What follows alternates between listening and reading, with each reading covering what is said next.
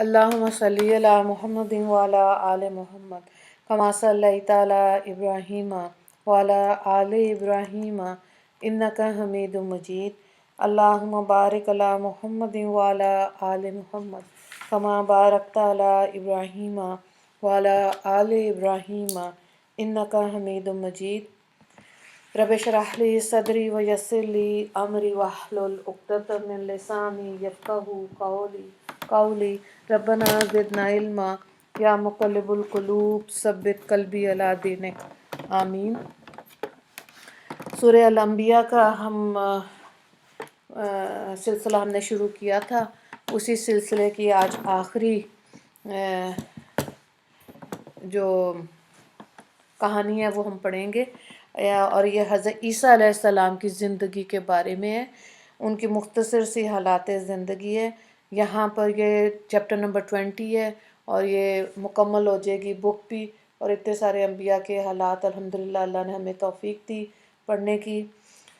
اور یہ ہم نے عبداللہ فارانی صاحب کی لکھی ہوئی کتاب سے ہم نے یہ پڑھا تھا، ان کا یہ ریسرچ ورک جو انہوں نے لکھا کیا، اسی کو اس لیے اس کو بیان کیا تھا کہ تمام انبیاء جتنے تھے ان کے بارے میں ان کی حالات زندگی آپ تک پہنچ سکے۔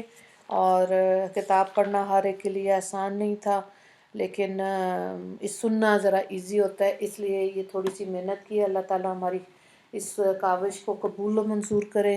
30 انبیاء کا ذکر تھا اس میں، جن کی زندگی مختصر تھی، ان کو ہم نے 2 انبیاء کو پھر ایک دن میں کیا تھا۔ تو حضرت عیسیٰ علیہ السلام کے بارے میں آج دیکھیں گے۔ حضرت موسیٰ علیہ السلام کا ذکر سب سے زیادہ قرآن پاک میں ہے، اور ان کی حالات زندگی بھی سب سے زیادہ لمبا ذکر جو تھا انہی کا تھا۔ تو حضرت عیسیٰ علیہ السلام کے بارے میں دیکھیں، 4 سوالات ہیں۔ پہلا سوال ہے بنی اسرائیل کے آخری نبی کون تھے؟ دوسرا سوال ہے حضرت عیسیٰ علیہ السلام کا ذکر قرآن کی کتنی صورتوں میں آیا؟ تیسرا سوال تھا حضرت عیسیٰ پر کون سی کتاب نازل ہوئی؟ اور چوتھا سوال تھا نصارہ کے ہاں اتوار کے دن کی خصوصیت تحریر کریں۔ آپ بنی اسرائیل کے سب سے آخری و مشہور نبی ہیں۔ حضور نبی کریم صلی اللہ علیہ وآلہ وسلم اور آپ کے درمیان 571 سال کا اور بعض جگہ 600 سال کا فاصلہ ہے، یعنی کہ حضرت عیسیٰ علیہ السلام بنی اسرائیل میں آخری نبی ہیں، اور نبی کریم صلی اللہ علیہ وآلہ وسلم بنی اسماعیل میں پہلے اور آخری نبی ہیں۔ آپ کی والدہ کا نام مریم بنت عمران ہے۔ حضرت یحییٰ علیہ السلام آپ کے خالہ زاد بھائی تھے، عمر میں ان سے چھوٹے تھے۔ حضرت مریم کی دیکھ بھال حضرت زکریا علیہ السلام کے ذمہ لگی تھی۔ آپ پڑھ چکے ہیں کہ سب کے سب حضرت مریم کو لینے کی خواہش مند تھے، لیکن قرآن اندازی میں حضرت زکریا علیہ السلام کا نام نکلا تھا، اس لیے حضرت مریم آپ کی ذمہ داری میں آ گئی۔ آپ حضرت مریم کے خالو تھے۔ یہ بھی حضور نبی کریم صلی اللہ علیہ وآلہ وسلم کا صدقہ ہے کہ اللہ تعالیٰ نے قرآن کریم میں ان واقعات کو بیان کر دیا جو صدیوں پہلے پیش آئے تھے، دنیا ان کو نہیں جانتی تھی۔ جن قوموں کا ان واقعات سے تعلق تھا وہ بھی ان کو بھلا چکی تھیں۔ انہی واقعات میں قرآن اندازی کا یہ واقعہ بھی شامل ہے۔ اللہ تعالیٰ فرماتے ہیں نبی یہ باتیں غیب کی خبروں میں سے ہیں جو ہم آپ کی طرف وحی کرتے ہیں، ورنہ آپ ان لوگوں کے پاس اس وقت موجود نہیں تھے جبکہ وہ اس بات پر قرآن اندازی کے لیے اپنی اپنی کلمیں ڈال رہے تھے کہ مریم کا نگران کون بنے گا۔ آپ وہ واحد خاتون ہیں جن کا نام بیت المقدس کی خادمہ کی حیثیت سے قرآن اندازی میں نکلا۔ آپ جس کمرے میں عبادت کیا کرتی تھیں وہاں اللہ تعالیٰ آپ کے لیے بے موسمی پھل عطا فرماتے تھے، یہ بھی آپ کی فضیلت ہے۔ انہی پہلوؤں کو دیکھ کر حضرت زکریا علیہ السلام نے اللہ تعالیٰ سے اولاد کے لیے دعا کی تھی، اور اللہ تعالیٰ نے آپ کو حضرت یحییٰ علیہ السلام عطا فرمائے۔ جب آپ بالغ ہو گئیں تو اللہ تعالیٰ کے فرشتے آپ کی خدمت میں حاضر ہوئے اور انہوں نے آپ سے کہا، اے مریم، اللہ تعالیٰ آپ کو اس کلمے کی بشارت دیتے ہیں جو اللہ کی جانب سے ہوگا۔ اس کا نام مسیح بن مریم ہوگا۔ وہ دنیا اور آخرت میں مرتبہ دار ہوگا اور مقرب لوگوں میں سے ہوگا، اور ماں کی گود میں لوگوں سے باتیں کرے گا، اور جب وہ پوری عمر کا ہوگا تو نیک بختوں میں سے ہوگا۔ حضرت مریم فرشتوں کی باتیں سن کر پریشان ہو گئیں کہ ان کی تو ابھی شادی ہی نہیں ہوئی، ان کے ہاں بھلا بیٹا کیسے ہو سکتا ہے، اور اگر اب یہ ہو گیا تو لوگ انہیں تو طعنے دیں گے، اس وقت میں اپنی پاک دامنی ثابت کرنے کے لیے کیا کروں گی؟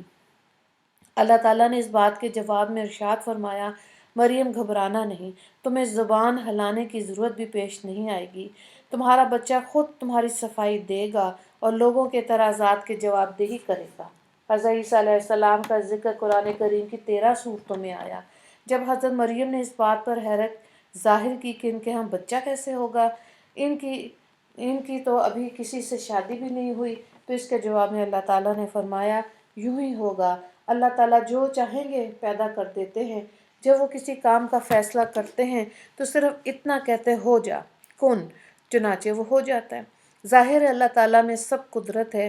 اس نے تو حضرت عیسیٰ علیہ السلام سے پہلے حضرت آدم علیہ السلام کو بغیر ماں باپ کے پیدا فرما دیا تھا، پھر بغیر ماں کے حضرت حوا کو پیدا کر دیا، حضرت آدم علیہ السلام سے پیدا فرمایا۔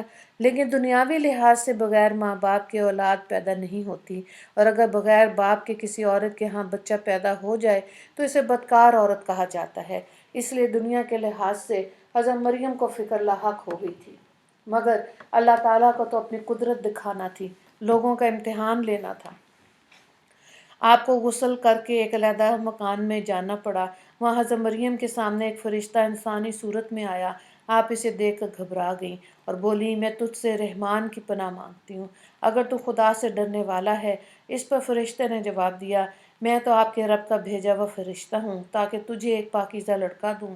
یہ کہہ کر فرشتے نے آپ پر پھونک ماری اور اللہ کے حکم سے حضرت مریم حاملہ ہو گئی۔ کچھ دن بعد حضرت مریم علیہ السلام نے بھاری پن محسوس کیا، پھر بچے کی پیدائش کا وقت قریب آ گیا تو آپ نے سوچا قوم جاہل ہے، اسے اس ساری صورتحال کی کیا خبر، نامعلوم اب کیا کیا الزام تراشیاں کرے۔ اس لیے آپ نے سوچا کسی الگ تھلگ گھر چلے جانا چاہیے۔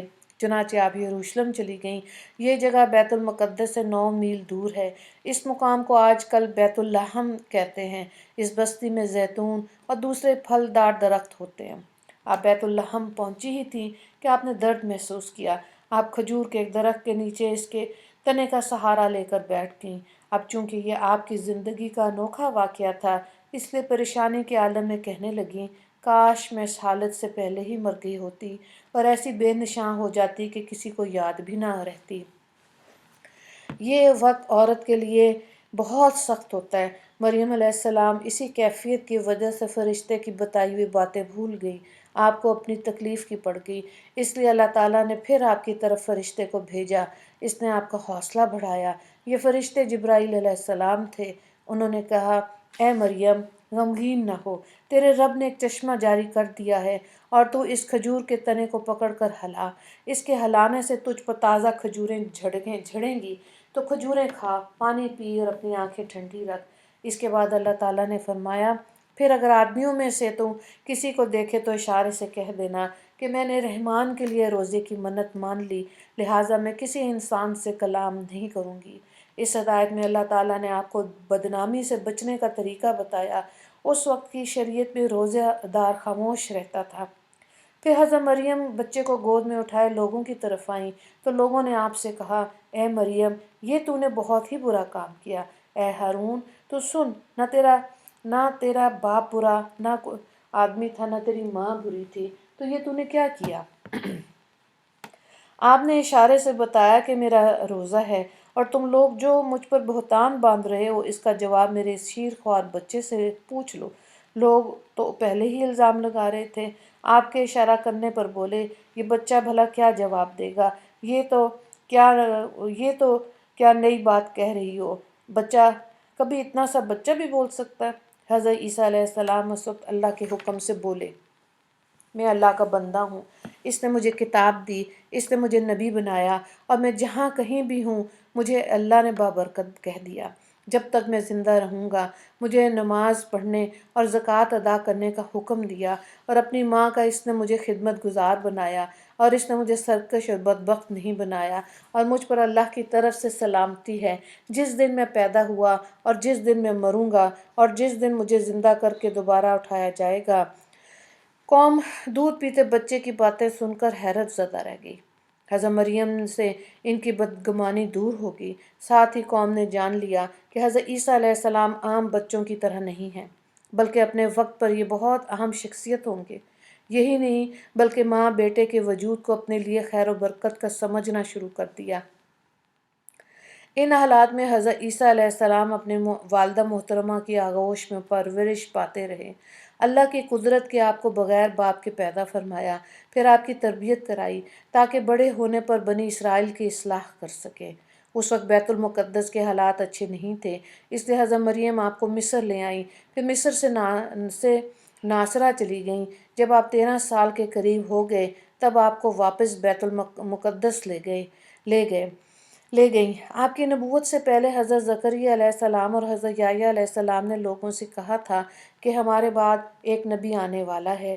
ایک واقعہ یہ بیان کیا جاتا ہے کہ جس شب آپ پیدا ہوئے اسی شب ہی شاہ فارس نے آسمان پر ایک نیا ستارہ دیکھا۔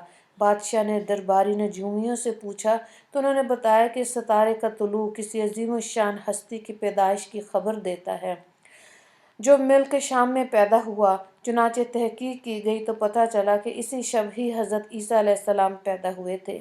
اس دوران بنی اسرائیل کے مذہبی حالت اور زیادہ خراب ہو چکی تھی، وہ مشرکانہ رسوم کے دل دادہ ہو چکے تھے، تورات کے احکامات کو بدل دیا گیا تھا۔ ان حالات میں اللہ تعالیٰ نے آپ کو نبوت سے سرفراز فرمایا۔ یہ اشارہ تو اس وقت مل ہی چکا تھا کہ آپ اللہ کے نبی ہیں۔ جب آپ نے ماں کی گود میں باتیں کی تھیں، آپ کی پیدائش چونکہ باپ کے بغیر ہو گئی، اس لیے آپ کو کلمت اللہ فرمایا گیا، یعنی اللہ کا کلام۔ بنی اسرائیل یا تو انبیاء کو مانتے ہی نہیں تھے یا مانتے تھے تو انہیں حد سے بڑھا دیتے تھے۔ چنانچہ حضرت عیسیٰ علیہ السلام کو بھی ایک گروہ نے تو خدا کا بیٹا کہنا شروع کر دیا اور 3 خدا بنا لیے، ایک خدا، دوسرے خدا کا بیٹا یعنی عیسیٰ علیہ السلام، اور تیسرے آپ کی والدہ حضرت مریم علیہ السلام۔ نعوذ باللہ، وہ کہنے لگے خدا 3 ہیں۔ عیسیٰ علیہ السلام کو اللہ تعالیٰ نے انجیل مقدس عطا فرمائی۔ انجیل بذریعہ جبرائیل علیہ السلام ملی۔ آپ تورات کی بھی تصدیق کرتے تھے، اس کے ساتھ اللہ تعالیٰ نے آپ کو معجزات بھی عطا فرمائے۔ اللہ تعالیٰ فرماتے ہیں، ہم نے مریم کے بیٹے عیسیٰ کو واضح معجزات عطا کیے اور انہیں روح القدس یعنی جبرائیل سے قوت دی۔ نبوت اور معجزات ملنے کے بعد آپ نے اپنی قوم سے فرمایا، میں تمہیں تمہارے رب کی نشانی لے کر تمام لوگوں کے پاس آیا ہوں، وہ یہ کہ میں نے تمہارے سامنے مٹی سے ایک پرندے کی صورت بناتا ہوں، پھر اس کے اندر روح پھونکتا ہوں تو اللہ کے حکم سے سچ مچ پرندہ بن جاتا ہے، اور میں خدا کے حکم سے پیدائشی اندھے اور کوڑی کو تندرست کر دیتا ہوں، اور جو کچھ تم کھاتے ہو اور جو کچھ تم دوسرے دن کے لیے اپنے گھروں میں رکھ کھاتے ہو وہ میں تمہیں سب بتا دیتا ہوں۔ بلا شبہ ان باتوں میں تمہارے لیے بڑی دلیل ہے اگر تم ایمان لانے والے ہو۔ آپ نے یہ باتیں ان لوگوں کے سامنے اس لیے بیان کی تاکہ وہ جان لیں کہ آپ اللہ کے نبی ہیں، اور کسی کو آپ کی نبوت پر شک ہو تو معجزات دیکھ کر یقین کر لے، اور اگر کوئی ان معجزات کو دیکھ کر بھی ایمان نہ لائے تو اپنا ہی نقصان کرے گا۔ کسی کے ماننے یا نہ ماننے سے آپ کی نبوت اور رسالت میں کوئی فرق نہیں پڑے گا۔ اس زمانے میں طبیبوں اور حکیموں کا بہت زور تھا۔ اللہ تعالیٰ نے اسی لیے آپ کے ایسے معجزات عطا فرمائے جس کا مقابلہ بڑے سے بڑے حکیم بھی نہ کر سکیں۔ بڑے سے بڑے حکیموں کو جب یہ بات معلوم ہوئی کہ حضرت عیسیٰ علیہ السلام پیدائشی اندھے اور کوڑیوں کو تندرست کر دیتے ہیں تو ایک بڑا حکیم ایک پیدائشی اندھے اور کوڑی کو لے آیا۔ اس نے آپ سے کہا، ان دونوں مریضوں کو اچھا کر کے دکھائیں۔ آپ نے دونوں پر اپنا ہاتھ پھیرا تو اللہ کے حکم سے دونوں تندرست ہو گئے۔ لیکن وہ حکیم پھر بھی ایمان نہیں لایا۔ یہاں یہ بات یاد رکھنی چاہیے کہ معجزہ نبی کا اپنا فعل نہیں ہوتا بلکہ اللہ کا کام ہوتا ہے۔ اللہ تعالیٰ اپنے نبی کی صداقت کو ظاہر کرنے کے لیے ان کے ہاتھ سے ظاہر کرا دیتا ہے۔ ان معجزات کے علاوہ بھی اللہ تعالیٰ نے آپ کو معجزات عطا فرمائے تھے۔ اللہ تعالیٰ نے جب بھی انسانوں کی رہنمائی کے لیے کسی نبی کو بھیجا تو انہوں نے اسے جھٹلایا، اس کے معجزات کا انکار کیا۔ حضرت عیسیٰ علیہ السلام کے ساتھ بھی قوم نے یہی کیا۔ اللہ تعالیٰ فرماتے ہیں، پھر جب وہ عیسیٰ بنی اسرائیل کے پاس صاف و صریح نشانیاں لے کر آیا تو وہ کہنے لگے یہ تو کھلا جادو ہے۔ پارہ نمبر 28 سورہ صف۔ عیسیٰ علیہ السلام نے ان لوگوں سے فرمایا، لوگوں میں تمہارے پاس سمجھ کی باتیں لے کر آیا ہوں، اور اس لیے لے آیا ہوں کہ بعض باتیں جن میں تم اختلاف کر رہے ہو ان کی حقیقت سے تمہیں آگاہ کرا دوں، تو تم اللہ سے ڈرو اور میرا کہنا مانو۔ پارہ نمبر 25 رکوع نمبر 12۔ آپ نے ان سے فرمایا اللہ ہی میرا رب ہے تمہارا بھی رب، تو تم ان کی عبادت کرو، یہی سیدھا راستہ ہے۔ آپ نے اگرچہ یہ بالکل واضح اعلان فرمایا تھا کہ وہی میرا بھی رب ہے تمہارا بھی، لیکن بنی اسرائیل کئی گروہوں میں بٹ گئے۔ یہودیوں نے تو حضرت عیسیٰ علیہ السلام کا سرے سے ہی انکار کر دیا، اور عیسائی کئی فرقوں میں بٹ گئے۔ ان میں سے کوئی حضرت عیسیٰ علیہ السلام کو خدا کا بیٹا کہنے لگا، تو کوئی آپ کو ان 3 خداؤں میں سے ایک کہنے لگا۔ غرض کوئی کچھ کہتا تھا تو کوئی کچھ۔ حضرت عیسیٰ علیہ السلام کی تعلیم پر کوئی ایک فرقہ بھی نہ آ سکا۔ اللہ تعالیٰ نے ان کے بارے میں اعلان فرمایا، یقیناً وہ لوگ کافر ہو چکے جنہوں نے یوں کہا کہ مسیح ابن مریم ہی عین خدا ہے، حالانکہ خود مسیح نے بنی اسرائیل سے کہا تھا کہ اے بنی اسرائیل، تم اللہ کی عبادت کرو جو میرا بھی رب ہے اور تمہارا بھی رب۔ یقین جانو جو شخص اللہ کے ساتھ کسی کو شریک کرے گا تو اللہ تعالیٰ اس پر جنت کو حرام کر دے گا، اور اس کا ٹھکانہ جہنم ہے، اور ایسے ظالموں کا کوئی مددگار نہیں ہوگا۔ یعنی وہ لوگ حضرت عیسیٰ علیہ السلام کو خدا ماننے لگیں گے۔ پھر اللہ تعالیٰ نے ان کے بارے میں فرمایا، بلا شبہ وہ لوگ بھی کافر ہو گئے جنہوں نے یوں کہا کہ خدا 3 میں سے ایک تیسرا ہے، حالانکہ بجز ایک معبود کے اور کوئی معبود نہیں۔ اور اگر یہ لوگ اپنی باتوں سے باز نہ آئیں تو جو لوگ ان میں سے کفر پر قائم رہیں گے انہیں ضرور دردناک عذاب ہوگا۔ غرض ان لوگوں نے عجیب و غریب اور گول مول عقیدے بنا لیے۔ قیامت کے دن اللہ تعالیٰ حضرت عیسیٰ علیہ السلام سے پوچھیں گے، اے عیسیٰ ابن مریم، تو نے ان لوگوں سے کہا تھا کہ خدا کے علاوہ مجھے اور میری ماں کو 2 معبود قرار دے دو۔ حضرت عیسیٰ علیہ السلام جواب دیں گے، اے اللہ، آپ پاک ہیں، میرے لیے یہ کیسے ممکن ہو سکتا ہے کہ میں ایسی بات کہتا جس کے کہنے کا مجھے کوئی حق نہ ہو، اور اگر میں نے ایسے کہا ہوگا تو یقیناً آپ کو اس کا علم ہوگا، آپ تو ہمارے دل کی ہر ایک بات سے آگاہ ہیں۔ پھر مزید عرض کریں گے، میں نے تو ان سے سوائے اس کے کچھ نہیں کہا جس کے کہنے کا تو نے مجھے حکم دیا تھا، وہ یہ کہ تم اللہ ہی کی عبادت کرو جو میرا بھی رب ہے اور تمہارا بھی۔ پھر یہ بھی عرض کریں گے، اور میں جب تک ان میں رہا ان کے احوال سے باخبر رہا، پھر جب آپ نے مجھے اٹھا لیا تو آپ ہی ان کے حالات کے نگران تھے، اور آپ ہر چیز سے پوری طرح باخبر ہیں۔ غرض آپ آسمان پر اٹھائے جانے سے پہلے تک مسلسل دین کی تبلیغ کرتے رہے، اپنی زندگی آپ نے اسی کام کے لیے وقف کر دی تھی۔ آپ جتنی تبلیغ کرتے گئے بنی اسرائیل اتنا ہی آپ کے مخالف ہوتے رہے، یہاں تک کہ مخالفت میں اس قدر بڑھ گئے کہ آپ کی جان لینے کی کوشش شروع کر دی۔ آپ کے زمانے میں کیسر روم بادشاہ تھا، اس نے کچھ ایسے خواب دیکھے تھے جن سے اسے خطرہ تھا کہ اس کی حکومت ختم ہونے والی ہے۔ ادھر حضرت مریم علیہ السلام سے بغیر باپ کے آپ کی ولادت ہوئی، اس بات کی ہر طرف شہرت ہو گئی، اور جب آپ ماں کی گود میں بولے تو شہرت اور زیادہ بڑھ گئی۔ حالات خطرناک دیکھ کر حضرت مریم آپ کو لے کر مصر چلی گئیں، تقریباً 12 سال وہیں رہیں۔ اس دوران بادشاہ کا انتقال ہو گیا۔ حضرت مریم آپ کو لے کر واپس ملک شام آ گئیں۔ اس کے بعد آپ کی تبلیغ سے 12 آدمی آپ پر ایمان لے آئے۔ قرآن کریم میں ان لوگوں کو حواری کہا گیا۔ یہودی اس سے پہلے ہی سمجھ گئے تھے کہ آپ واقعی اللہ کے نبی ہیں، اس لیے وہ آپ کو ٹھکانے لگانے کی فکر میں لگ گئے۔ حضرت عیسیٰ علیہ السلام بھی بنی اسرائیل کے ناپاک ارادے کو بھانپ گئے تھے، اسی لیے آپ نے اپنے حواریوں کی جماعت بنائی تھی۔ آپ نے اپنے حواریوں کو بتایا، اور یہود نے خفیہ سازش کی، اور ہم نے ان کے مقابلے میں عیسیٰ کی حفاظت کی، خفیہ تدبیر کی، اور اللہ تعالیٰ تدبیر کرنے والوں میں سب سے بہتر اور برتر ہے۔ جس طرح ہمارے نبی کریم صلی اللہ علیہ وآلہ وسلم کے ساتھیوں کو صحابہ کرام کہتے ہیں، اسی طرح حضرت عیسیٰ علیہ السلام کے ساتھیوں کو حواری کہا جاتا ہے۔ یہ لوگ آپ پر ایمان لائے اور پھر آپ کے ساتھ ساتھ رہے۔ ان کی تعداد 12 تھی۔ ان لوگوں نے حضرت عیسیٰ علیہ السلام سے یہ فرمائش کی تھی، اے عیسیٰ مریم کے بیٹے، کیا آپ کا رب ایسا کر سکتا ہے کہ ہم پر آسمان سے کھانے کا ایک خوان نازل کرے؟ یہ سن کر آپ نے انہیں ڈانٹا اور فرمایا، اگر تم ایمان والے ہو تو خدا سے ڈرو، یعنی ایسی فرمائش نہ کرو۔ اس پر وہ بولے، ہمارا مقصد یہ ہے کہ ہم اس خوان میں سے، اس دسترخوان میں سے کچھ کھائیں، اور ہمارے دلوں کو اطمینان بھی ہو، اور اس بات کا پورا یقین ہو جائے کہ آپ نے ہم سے سچ کہا، اور ہم اس نزول مائدہ کھانے کے جو تھال ہمیں نازل ہوگا اس پر گواہی دینے والوں میں سے ہو جائیں۔ اس پر آپ کو یقین ہو گیا کہ یہ لوگ پرخلوص ہیں تو آپ نے دعا کی، اے اللہ، اے ہمارے پروردگار، ہم پر آسمان سے کھانے کے خوان نازل فرمائیے کہ وہ خوان ہمارے پہلوں اور بعد والوں سب کے لیے خوشی کی بات قرار پائے، اور آپ کی قدرت کا یہ معاہدہ ایک نشان ہو جائے، اور ہمیں روزی عطا فرمائیں، آپ سب سے بہترین روزی دینے والے ہیں۔ آپ ابھی دعا میں مشغول تھے کہ آسمان سے معاہدہ کا تحفہ پہنچ گیا۔ آپ نے شکرانے کے 2 نفل ادا کیے۔ اس کے بعد خوان کھولا تو اس میں تلی ہوئی مچھلی، تر و تازہ پھل اور روٹیاں تھیں۔ خوان کھولتے ہی ایسی خوشبو نکلی کہ اس کی مہک نے سبھی کو مست کر دیا۔ یہ خوان 40 دن تک اترتا رہا۔ اس کے بارے میں حکم یہ نازل ہوا کہ اس کھانے کو غریب اور بیمار لوگ کھائیں گے، مالدار، تندرست، توانا لوگ نہ کھائیں۔ مگر انہوں نے حکم کی خلاف ورزی کی اور مالداروں نے بھی کھانا شروع کر دیا۔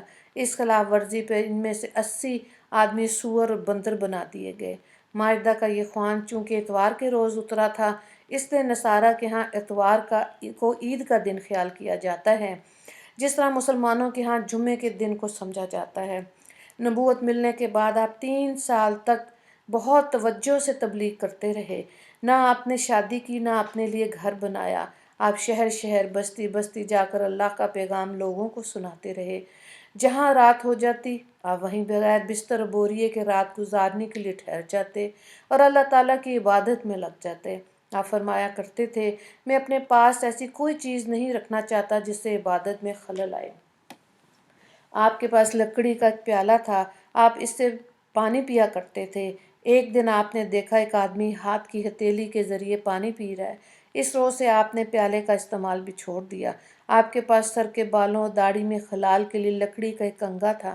ایک دن آپ نے ایک شخص کو ہاتھ سے داڑھی اور سر کے بال درست کرتے دیکھا تو آپ نے کنگھے کا استعمال بھی ترک کر دیا کہ اس کے بغیر بھی کام چل سکتا ہے۔ غرض آپ نے اپنی زندگی مسافروں کی طرح کر لی۔ ایک روز آپ نے بنی اسرائیل کو خطبہ دیا۔ آپ نے اس خطبے میں فرمایا، اے بنی اسرائیل، بے شک میں اللہ کا رسول ہوں، میں اس چیز کی تصدیق کرنے والا ہوں جو مجھ سے پہلے نازل کی گئی، یعنی تورات کی، اور میں خوشخبری سنانے والا ہوں کہ اب آنے والے رسول کی، جن کا نام احمد ہوگا۔ ملک شام میں اس وقت رومیوں کی بادشاہت تھی۔ کیسر روم کی طرف سے وہاں ایک حاکم مقرر تھا، اس کا نام ہردوس تھا۔ حضرت عیسیٰ علیہ السلام اپنے حواریوں کو ساتھ لے کر ملک شام میں معجزے دکھا کر وعظ و نصیحت کرتے تھے۔ اس طرح سینکڑوں کی تعداد میں مرد اور عورتیں ان پر ایمان لے آتے۔ اس پر یہود جلتے تھے، حسد کرتے تھے۔ پھر وہ دشمنی پر اتر آئے اور آپ کو قتل کرنے کا منصوبہ بنانے لگے۔